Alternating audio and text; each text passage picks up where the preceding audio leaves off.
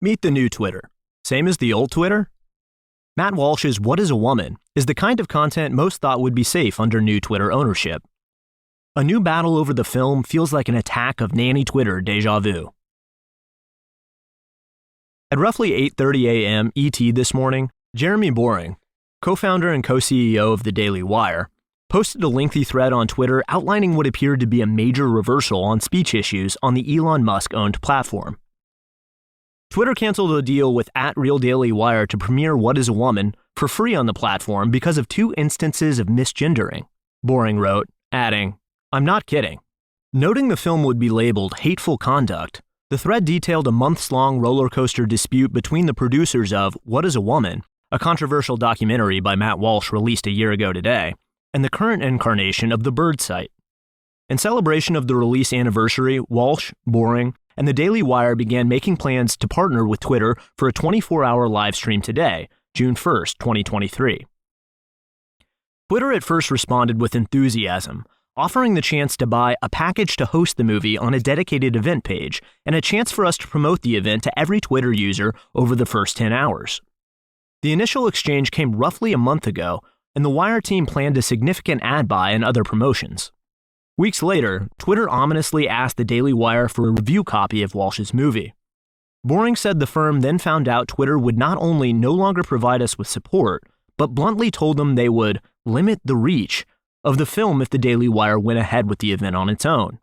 In one of the many odd twists to this story, the problem involved 2 alleged instances of misgendering, a category of offense Twitter controversially removed from hate speech guidelines in April. They gave us the opportunity to edit the film to comply. We declined, wrote Boring. Boring's tweet storm today provoked a quick backlash on the platform, with personalities like Tim Pool promising to terminate his Enterprise Blue subscription if the decision wasn't reversed. As if by magic, Musk, at 1:33 p.m., tweeted that it was a mistake by many people at Twitter. However, as of this moment, at 2:27 p.m., an hour after Elon's tweet, the movie is still labeled limited because it may violate Twitter's rules against hateful conduct.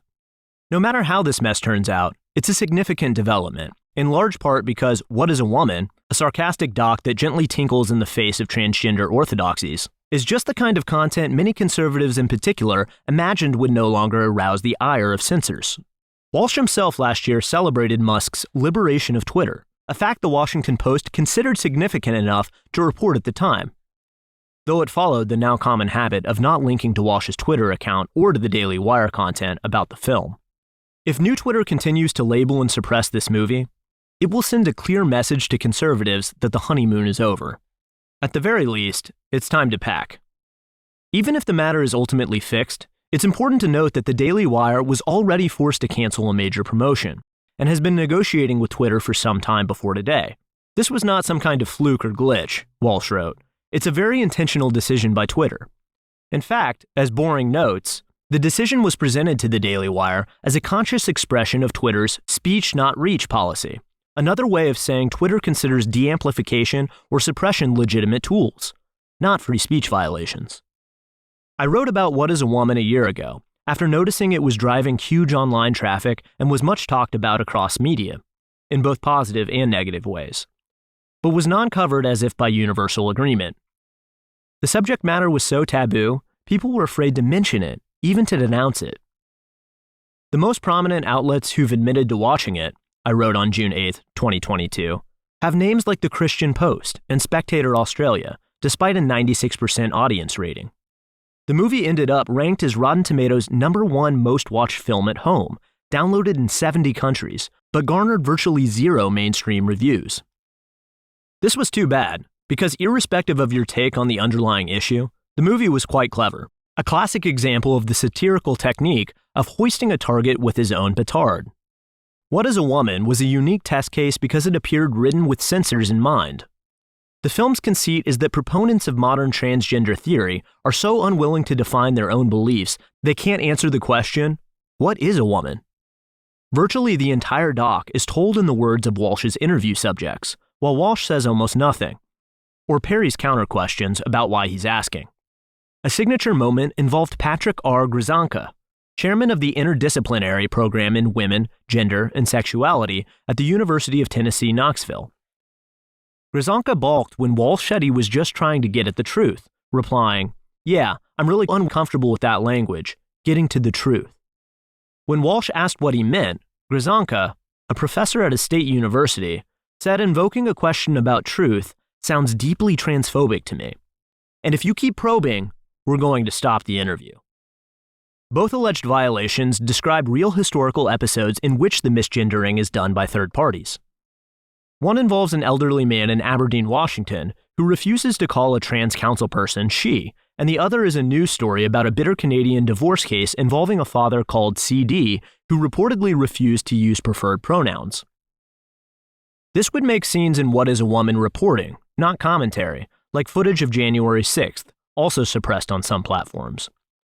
Walsh, outside of What is a Woman, has used more provocative language, and was for instance demonetized by YouTube for using male pronouns to describe Dylan Mulvaney, the TikTok star controversially featured in a Bud Light campaign. But What is a Woman makes its point almost entirely through the statements of trans advocates. And if that type of rhetoric can be deemed hateful conduct, it's not clear how one could argue any controversial topic. Whether or not you agree with Walsh, it's hard to imagine Twitter found a legitimate pretext to suppress What is a Woman in the movie itself. Moreover, not even old Twitter announced the mechanics of visibility filtering in such unapologetic detail as was proudly done under the new Speech Not Reach banner, where Daily Wire producers were told limiting the movie meant our own followers would not be able to see it in their feeds. Such frank de-amplification can be worse than removal, as it results in users not knowing their information landscape has been altered, warping the sense of reality for everyone, not just those interested in this topic. Hailed as a speech champion before the Twitter acquisition, Musk has definitely complicated his reputation. Twitter recently announced it would comply with the government of Turkish President Recep Tayyip Erdogan and suppress opposition content ahead of elections. To ensure Twitter remains available to the people of Turkey, the firm wrote, we have taken action to restrict access to some content. Twitter is also limiting visibility for users of Substack, with whom the firm is in a dispute over its Twitter-like Notes program, among other things. It should be noted Twitter's turnaround on What is a Woman roughly coincided with a May 12th announcement that former Ad Council Chair Linda Yaccarino would replace Musk as Twitter CEO, a move widely seen as taken to appease advertisers. Last fall, a coalition including Accountable Tech, Media Matters, and GLAAD called for global boycott of Twitter. GLAAD has specifically called Twitter not safe for queer and trans people, and Human Rights Campaign, HRC, accused Walsh of leading a highly organized attack campaign. As someone who rooted for new Twitter to succeed and hoped it would be able to resist the pressure to clamp down that overwhelmed previous owners, this development raises eyebrows. 20 days ago, news broke that former Fox News host Tucker Carlson, the highest-rated anchor on cable, would be moving to Twitter. Carlson in the past hosted Walsh and/or cited What is a Woman multiple times, and even showed clips of the movie on Fox, raising an obvious question. What's going to happen if and when this subject comes up on a hypothetical future Carlson broadcast on Twitter? While working on the Twitter files, I saw the current system was designed so that even the most defiant CEO of a platform like Twitter would quickly be forced to choose between speech and survival. The reach of the anti-disinformation complex is such that the loss of a potential multi-million-dollar advertiser like the Daily Wire is a pittance compared to regulatory issues, corporate boycotts, and other nightmares that can be thrown at a platform that bucks on content. Nervous heterodox voices seem already to be wondering what it will mean if Musk Twitter really folds over relatively genteel thought crimes like What is a Woman. If this has to go, what stays? Editor's note. Musk at 6:39 p.m. Thursday tweeted that the film would be advertising restricted, as advertisers have the right to decide what content their ads appear with. The film then began streaming at 8 p.m. and had 3,500 retweets within minutes, at which point it was slapped with a hateful conduct and appeared to be blocked from retweets. Some users tried to access the movie through the Daily Wire homepage and found the pinned tweet with the link missing. It would also not appear on the trends list, amid other restrictions.